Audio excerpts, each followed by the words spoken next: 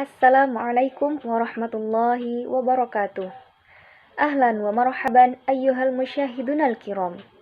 Fi hadhil munasabah as-saminah nahnu minal firqa ar-rabi'ah ana Faidatul Ilmi Zakaria wa sadiqati Najwa Daliyah sanabahas an tatawwuril fikri islami fi Indonesia.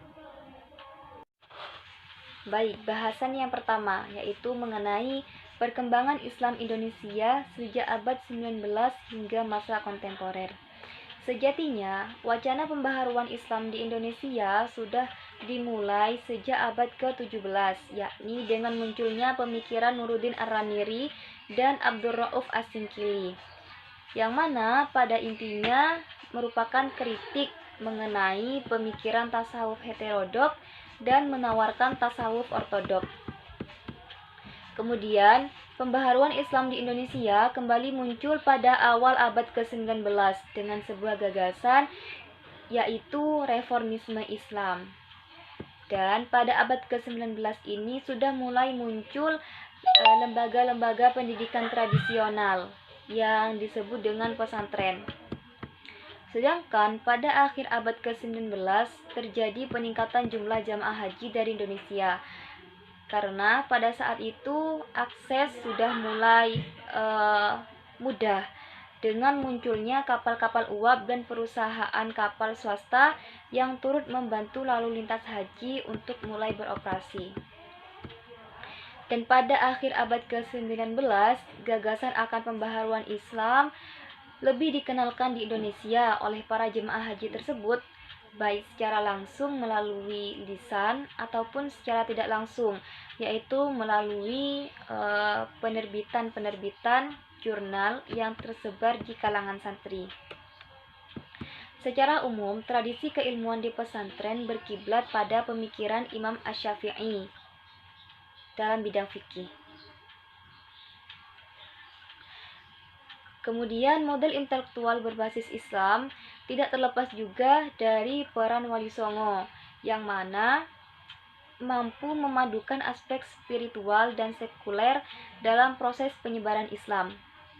Ajaran Islam yang disampaikan oleh Wali Songo berlandaskan pada kedamaian dengan menoleransi tradisi lokal dan memodifikasikannya ke dalam ajaran Islam tanpa melupakan prinsip keislaman. Nah, kemudian pada awal abad ke-20 mulai muncul pembaharuan pendidikan Islam Indonesia dalam bentuk madrasah yang merupakan proses dari pembaharuan pendidikan tradisional dengan mengadopsi metode-metode, kurikulum, dan aparatus pendidikan barat. Hal ini merupakan bentuk usaha baru umat Islam untuk menghadapi tantangan-tantangan yang dimunculkan oleh sistem sekolah barat. Tayyib, nastamir ilal bahsi ba'daha, yakni al-Islamul hadis wal Islamut taqlidi. Islam modern dan Islam tradisional. Fit tarikhil fikri li Indonesia, fi bidayatil qarnil ishrin, kana hunaka niqashun bainal jama'atil islamiyah al-hadisah wal jama'atil islamiyah at-taqlidiyah. Nah, jadi dalam sejarah intelektual Indonesia pada awal abad ke-20 mulai adanya perdebatan antara golongan Islam modern dan juga Islam tradisional. Nah, yang nampak di sini adalah bahwa ajaran-ajaran Muslim modern abad ke-19 dan abad ke-20 berlawanan dengan seluruh kepercayaan dan amalan Muslim tradisional. Nah, mereka itu menyatakan bahwa kepercayaan Muslim tradisional adalah bid'ah, bukan ajaran asli Islam. Sehingga kaum Puritan berusaha untuk memberantas unsur lokal dalam kehidupan keagamaan, bahkan sampai soal-soal furu seperti niat dalam sholat, tahlilan, selamatan, ziarah kubur, dan lain-lain dalam peribadatan yang dianggap tidak pernah diajarkan oleh Nabi. Majmu'atun al-islahiyyin allati bada'at mundu bidayatil qarnil ishrin mislu afkar ulama min taqati minangkabau taharokati minal jaliyatil arabiyyah wa khosatil irsad wal muhammadiyah wal jam'iyyatil islamiyah. Dalam sejarah Indonesia yang sering disebut dengan golongan pembaru, yakni dimulai dari awal abad ke-20 seperti pemikiran beberapa ulama dari daerah Minangkabau, yakni Syekh Ahmad Khatib, Syekh Thohar Jalaluddin, Syekh Muhammad Jamil Jambik, Haji Abdul Karim Amrullah, dan Haji Abdullah Ahmad. Kemudian ada gerakan dari kalangan masyarakat Arab, terutama Al-Irsyad, Muhammadiyah, dan juga Persatuan Islam. Golongan pembaru ini hanya mengakui Al-Quran dan hadis saja sebagai sumber-sumber pemikiran mereka. Nah, mereka itu berkeyakinan bahwa pintu ijtihad itu masih tetap terbuka, sehingga mereka menolak adanya taklid. Al-Muhammadiyatu hiya munaddamatun ijtimaiyatun diniyatun ta'assasat li takyifil Islam ma'al wad'il hadis fi Indonesia. Ta'assasat hadhil munaddamah min kibali Kiai Haj Ahmad Dahlan fi Yogyakarta November 1912. Nah, Muhammadiyah adalah sebuah organisasi sosial keagamaan yang didirikan untuk mengadaptasikan Islam dengan situasi modern di Indonesia. Nah, organisasi ini didirikan oleh Kiai Haji Ahmad Dahlan di Yogyakarta pada November tahun 1912. Sebagai respon terhadap berbagai saran dari teman dan murid-muridnya untuk mendirikan sebuah lembaga yang permanen. Muhammadiyah juga dikenal luas sebagai gerakan yang terutama sangat dipengaruhi oleh gagasan modern dan reformis pembaru dari Mesir, seperti Muhammad Abduh. Nah, gerakan ini dimaksudkan untuk memurnikan Islam di Indonesia dari praktik-praktik khurafat tradisional yang tidak Islami. Tsumma Nahdlatul Ulama hiya akbarun munaddomah Islamiyah fi Indonesia. Ta'assasat fil hadi wa 30 Yanair 1926 fi Madinah Surabaya. Setelah pemikiran dan gerakan Islam diramaikan oleh kaum modernis dengan terbentuknya beberapa organisasi pembaru, maka muncullah respon dari kaum tradisionalis, yakni Nahdlatul Ulama. Nahdlatul Ulama ini adalah salah satu organisasi yang kemudian terbentuk. Nah, sebagaimana disebutkan bahwa Nahdlatul Ulama ini didirikan oleh kiai tradisionalis yang menyaksikan posisi mereka terancam oleh munculnya Islam modernis. Pada tahun 1924, sejumlah ulama tradisional di Surabaya membentuk sebuah perhimpunan dan mendirikan sebuah sekolah agama yang diketuai oleh Kiai Wahab Hasbullah. Nah, sekolah tersebut diberi nama Taswirul Afkar. Jadi, Taswirul Afkar inilah yang umumnya dianggap sebagai cikal bakal dari NU. Khalis Majid merupakan seorang cendekiawan Islam Indonesia. Beliau dilahirkan di Jombang pada 17 Maret tahun 1939 dan beliau wafat pada usia yang ke-66 tahun bertepatan pada tanggal 29 Agustus 2005. Beliau merupakan putra dari pasangan Kiai Haji Abdul Majid dengan Nyai Hajah Fatonah, yang mana beliau ini merupakan putri dari Kiai Abdullah Sajjad dari Kediri. Perjalanan pendidikan beliau dimulai dari sekolah rakyat dan madrasah ibtidaiyah, kemudian melanjutkan ke pondok pesantren Darul Ulum Rejoso di Jombang. Kemudian melanjutkan ke Kuliatul Muallimin, Pondok Modern Darussalam Gontor. Nah, tamatnya dari Gontor, beliau melanjutkan pendidikannya ke Fakultas Sastra dan Kebudayaan IAIN Syarif Hidayatullah yang lulus pada tahun 1968.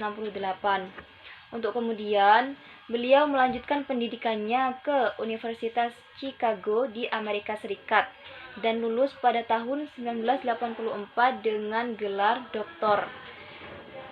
Dan disertasi beliau pada saat itu berjudul Ibnu Taimiyah on Kalam and Falasifa.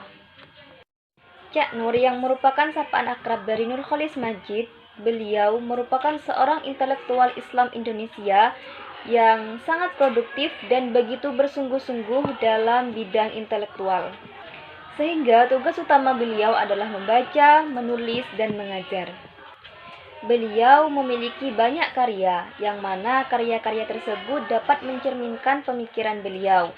Di antara karya-karya beliau adalah Keislaman, Kemodernan, dan Keindonesiaan yang diterbitkan oleh Mizan Bandung pada tahun 1987.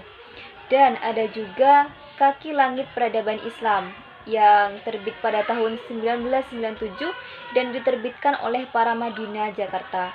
Ada juga sebuah karya yang berjudul Kontekstualisasi Doktrin Islam yang terbit pada tahun 1997 dan juga diterbitkan oleh Paramadina Jakarta. Nah, selain karya-karya yang tersebut barusan, masih terdapat banyak lagi karya beliau yang lain. Landasan pembaharuan Islam khususnya dalam bidang pendidikan menurut Nurcholish Madjid adalah modernisasi dan rasionalisasi.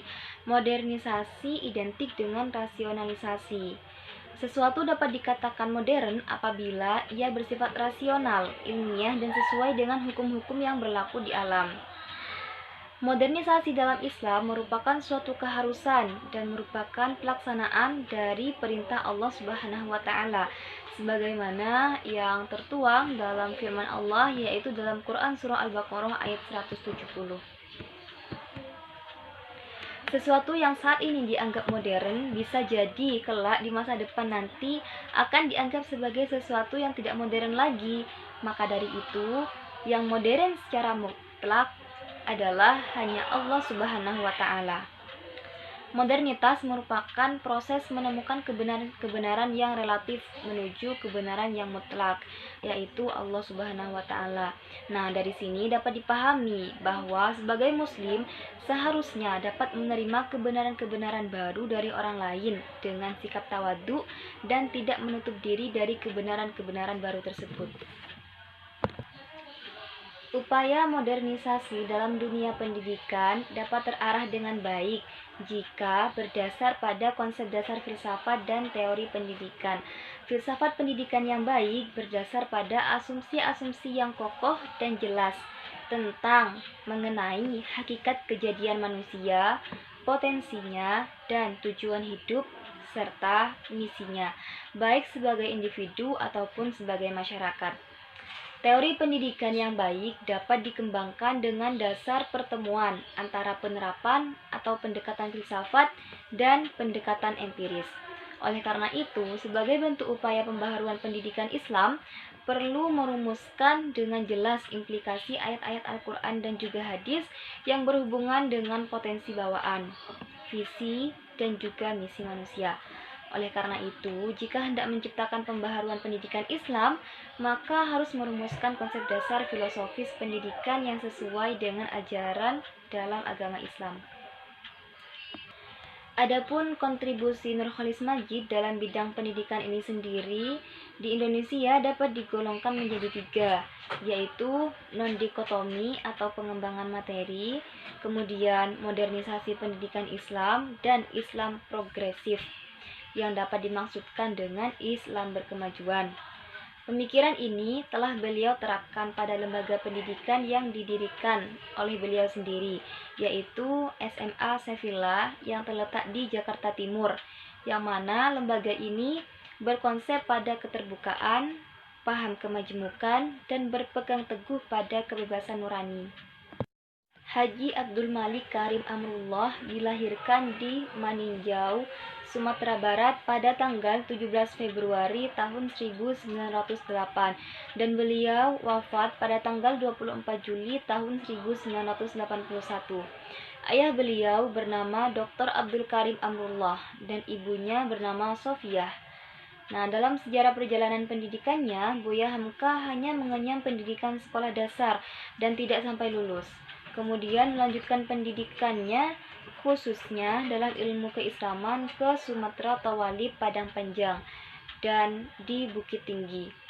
Buya Hamka lebih banyak belajar secara otodidak, baik dengan cara banyak membaca ataupun belajar secara langsung kepada para tokoh dan ulama di Sumatera Barat, Jawa, hingga ke Mekah, Arab Saudi. Menurut Buya Hamka, bahwasanya manusia itu tersusun dari unsur material, jasmani, dan unsur immaterial, rohani. Nah, dari unsur material dapat dipahami bahwa manusia tercipta dari tanah dan akan kembali menjadi tanah. Sedangkan dari unsur immaterial dapat dipahami bahwa manusia berasal dari roh Tuhan dan akan kembali ke Tuhan. Manusia tercipta dengan segala keistimewaannya dibandingkan dengan makhluk yang lain, yaitu dikaruniai roh yang mengandung akal pikiran dan perasaan, sehingga menonjolkan sifat kemanusiaannya. Akal yang dikaruniakan Allah kepada manusia tujuannya adalah untuk dapat difungsikan dengan baik dan menjalankan tugas sebagai khalifah Allah di muka bumi. Dengan akal, manusia dapat memperoleh ilmu nakli dan ilmu akli. Adapun ilmu nakli dapat diperoleh oleh manusia melalui kebenaran wahyu yang diwariskan dari generasi ke generasi. Sedangkan ilmu akli sendiri dapat diperoleh oleh manusia melalui kecerdasan rasio atau akal. Menurut Buya Hamka, seiring bertambahnya ilmu seseorang, maka akan bertambah pula imannya. Hal ini sejalan dengan sebuah maqalah yang berbunyi, "Man izdada ilman wa lam yazdad hudan, lam yazdad minallahi illa bu'dan." Yang artinya, barang siapa bertambah ilmunya, namun tidak bertambah petunjuknya, maka ia tidak akan mendapat apa-apa kecuali semakin jauh dari Allah Subhanahu wa Ta'ala. Sedangkan dalam konsep akhlak, menurut Buya Hamka sama seperti konsep akhlak menurut ulama pada umumnya, yaitu bahwasannya akhlak dapat diklasifikasikan menjadi dua, akhlak mahmudah dan akhlak mazmumah. Akhlak mahmudah merupakan akhlak orang yang beriman dan meneladani akhlak Nabi dalam kesehariannya. Buya Hamka merupakan seorang aktivis organisasi keislaman Muhammadiyah yang cukup berperan dalam penyebaran organisasi Muhammadiyah ini sendiri, sehingga organisasi ini dapat melebarkan sayapnya dan dapat tersebar ke seluruh penjuru Indonesia. Beliau sendiri merupakan pendiri cabang Muhammadiyah di Sumatera Barat, khususnya di Minangkabau, yaitu tepatnya pada tahun 1928. Untuk kemudian para murid-murid beliau juga turut menyebarkan organisasi Muhammadiyah ini ke seluruh Minangkabau. Buya Hamka sangat berperan aktif dalam mensyiarkan ajaran agama Islam ke seluruh Indonesia dengan menyampaikan ceramah-ceramah agama, baik itu melalui radio ataupun televisi, untuk menjawab permasalahan masyarakat dari berbagai golongan. Luasnya ilmu agama Buya Hamka menjadikan beliau memahami adanya perbedaan pendapat dalam bermazhab, sehingga dalam menjawab permasalahan masyarakat, beliau tidak hanya berpanduan pada sudut pandang Muhammadiyah saja, sehingga nantinya dapat menghilangkan batas dan jurang pemisah antar golongan dalam Islam. Summa ba'daha Kiai Haj Abdurrahman Wahid, siratun syahsiyatun yuda'a adatu Gus Dur wa huwa al-ibnul akbar li sittati atfal. Wulida fi Den Anyar Jombang, Jawa Syarqiyah fi Rabi Desember 1900 wa arbaun. Walidahu ismuhu Wahid Hashim, huwa najlun Kiai Haj Hashim Ash'ari. Walidatiha as-sayyidah Solihah Syu'ala ibnati Kiai Haj Bishri Syamsuri. Wa tufiya fi salasun Desember sanata alfaini wa tis'ah. Kemudian tokoh yang ketiga ini adalah Abdurrahman Wahid. Abdurrahman Wahid ini biasa dipanggil Gus Dur. Beliau merupakan putra pertama dari 6 bersaudara yang dilahirkan di Den Anyar, Jombang, Jawa Timur pada tanggal 4 Desember 1940. Ayahnya yakni Kiai Haji Wahid Hashim adalah putra Kiai Haji Hashim Ash'ari, pendiri Jam'iyah Nahdlatul Ulama.